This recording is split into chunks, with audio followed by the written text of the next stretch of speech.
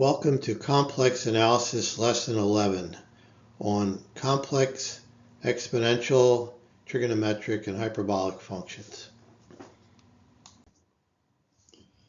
Okay, on this slide we're going to prove the exponential function is periodic with complex period 2 pi I. And here's our theorem that we're going to use to prove that fact. E to the z equals 1 if and only if z is a multiple of 2 pi I. And then we'll use this part of the theorem to prove the second part, that if e to the z sub 1 equals e to the z sub 2 is true if and only if z sub 1 equals z sub 2 plus some multiple of 2 pi I. In terms of notation, this z symbol here is common in mathematics. It stands for the integers, so 0, plus or minus 1, plus or minus 2, plus or minus 3, so on. All right, so let's start with the first part of the theorem. Assume that e to the z equals 1. We'll let z equal x plus iy. We take the modulus of e to the z, which equals e to the I plus iy. We can break that into this product here. E to the iy is equal to 1, and e to the x is a real, so the modulus of a real is just the absolute value, but e to the x is always positive. So we get this equals e to the x, and we're told this equals 1. So we have e to the x equals 1, which implies x equals 0. Then we go back to this equation. We put in x equals 0. And we get e to the z equals e to the iy. Then we use Euler's formula to get this. Cosine y plus I sine y equals 1, which implies cosine y equals 1, sine y equals 0. And this is only true if y is equal to 2n pi. So we've proven the theorem in the forward direction. Then we go in the opposite direction. We assume z equals a multiple of 2 pi I, an integer multiple of 2 pi I should say. Then we have e to the z equals 2n pi I. We use Euler's formula to get cosine 2n pi, which equals 1 for all values of n, and sine I times sine 2n pi, which is equal to 0 for all values of n. So e to the z equals 1. So we've proven the theorem in that direction. That's part 1. Part 2, we have e to the z sub 1 equals e to the z sub 2 if and only if e to the z sub 1 minus z sub 2. So we just divided the right side into the left side equal, and then it would equal 1. You have this here, but then this reverts back to the first part of the theorem. So e to the z sub 1 minus z sub 2 equals 1 if and only if z sub 1 minus z sub 2 equals 2n pi I, which is the second part of the theorem. So we've proven our result that e to the z is periodic with complex period 2 pi I. The complex trig functions are defined in terms of the exponential function. On this slide, we're going to give some motivation for that. These two equations are basically from Euler's formula. If we take the first equation and subtract the second from it, and then divide by 2i, the cosine y's cancel, and you get I sine y plus I sine y. So, and you're dividing by 2i, so the 2i cancel out, and you get sine y. And if you add the 2 and then divide by 2, the I sine y minus I sine y cancel, and then you get 2 cosine y, you divide by 2, and you get cosine y. So this is the motivation. It's not the definition. The definition will be on the next slide, but it looks very much like what we have here, where we're just talking about an imaginary part and not a real and an imaginary part. Okay, using the motivation from the previous slide, we're going to define the sine of z as e to the iz minus e to the minus iz over 2I, and similarly for cosine z. The only difference between what we have here in the previous slide is the z is now a complex number with a real and imaginary part. And these are definitions, they're not derived, they're definitions, so just keep that in mind. From these follow pretty much everything that we had for the real valued sine and cosine. The identities and derivatives look pretty much the same.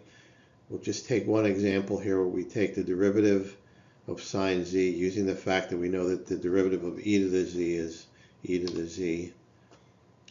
You see here the derivative of sine z is the derivative of our definition of sine z here.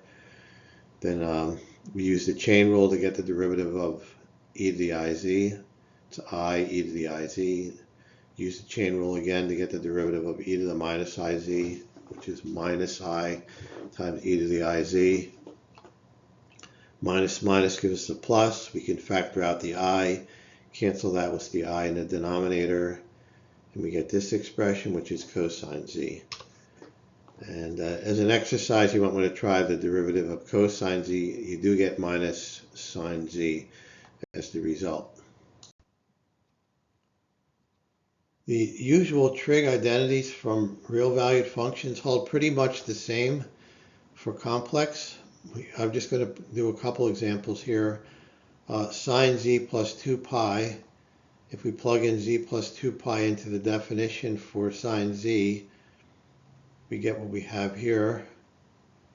And then we can break up these terms in the denominator. It's eiz times e to the 2 pi I minus e to the minus iz times e to the minus 2 pi I. But we know that e to the 2 pi I is 1, and e to the minus 2 pi I is 1. And so we just get e to the iz minus e to the minus iz over 2I, and that equals sine z. You might want to try the formula cosine z plus 2 pi, and that'll work out very similar to what we've seen here. And then we have another formula that's common in trig. If you take the sine of z squared plus the cosine of z squared, you plug in the two definitions here. When you multiply out, notice this 2i squared becomes a minus 4, and we just bring that into the denominator when you square it. You square both sides here, this term here and this term here, and you get a lot of cancellations. This cancels with this cancels with that, and then you get 2 plus 2 over 4 equals 1. So again, we get a formula that's exactly the same in structure as what we had in real valued trigonometry. Sine of x plus cosine x equals 1. We have the same thing here. On this page, we have the other trig functions defined. They look just as we have for real valued functions. Tangent z equals sine over cosine. Cotangent is just the reciprocal. Secant is 1 over cosine. Cosecant is 1 over the sine. We can take derivatives here. The derivative of the tangent of z using the quotient rule is the bottom squared, cosine z squared. Then the derivative of the top, which is cosine z times the bottom. Then minus the top term sine z times the derivative of cosine z, which is minus sine. See, the two minuses cancel and you get a plus. We have cosine squared plus sine squared. We know that's 1 from the previous slide. And then we just get 1 over cosine z squared, which is by definition the secant of z squared. So it's the same formula as we have for real valued functions. And you can test the other ones out if you like as exercises, but you'll get the same results as you have for real valued functions. But of course here we're doing them for a complex number z. The hyperbolic functions for complex variables look almost the same as we have for the regular hyperbolic sine and cosine for real variables. The only difference is we have a z, a complex number here.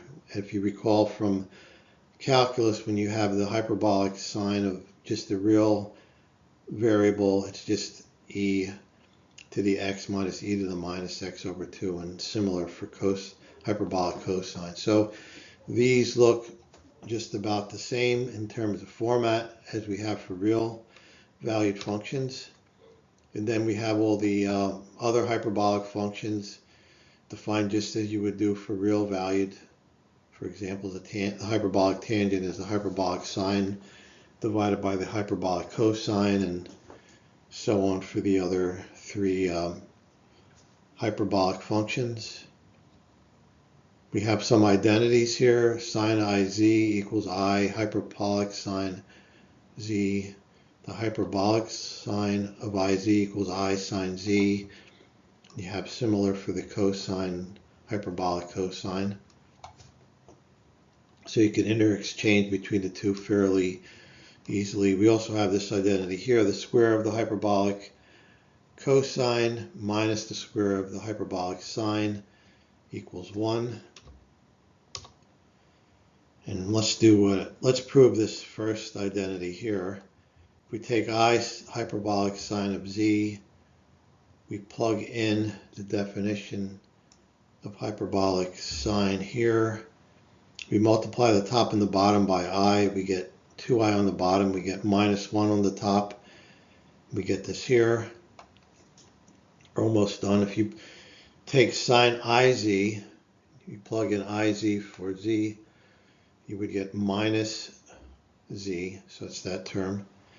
And then if you plug in iz for this second term here, you get minus I times I, which is a plus 1, and you get this term here. So this does equal sine iz, which is what we wanted to prove here. Okay, so that's our lesson for the exponential, trig, and hyperbolic trig functions. In the next lecture, we'll do one more special function, the logarithm, and then we'll get into contour integrals.